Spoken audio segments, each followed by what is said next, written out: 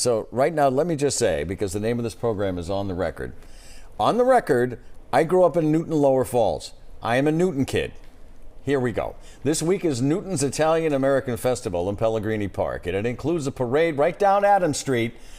And when I was a kid, that used to be painted in red, green, and white of the Italian flag. Of course, Nonantum, if you don't know, is an Italian neighborhood, village in Newton. So last month it was replaced by the typical double yellow lines.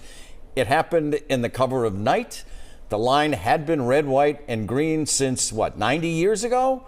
The mayor of Newton says the street is required to have the standard line, and the timing was just so when the crews could actually work. Adrian, let's start with you.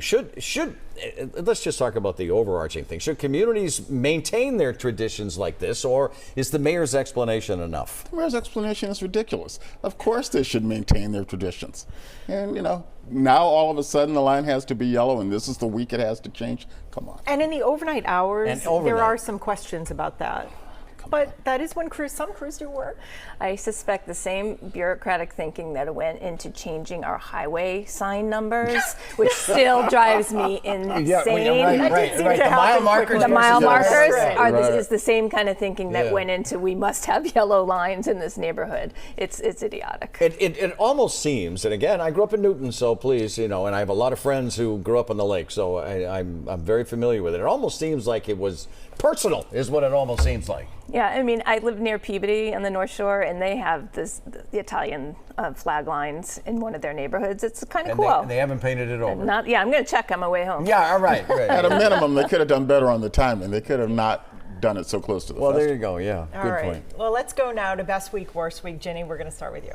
Worst week, Democrats and really anyone who blames the Texas flood response on cuts to meteorologists. That's not the case. The union themselves said that's not the case. To politicize this great tragedy is just disgusting. All right, Adrian. Worst week, Kristi Noem, the Director of Homeland Security, because I believe the Texas disaster could have been much less dire than it was. I think everything she said about it is ridiculous. And it really drives me crazy when Republicans talk about politicizing tragedies. Donald Trump politicizes everything.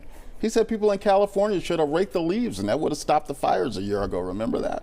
Adrian, are you my worst week this week? This is amazing. Sitting right there. Adrian, Ginny, thank you, folks. Thank you for joining us. Every Sunday we go on the road.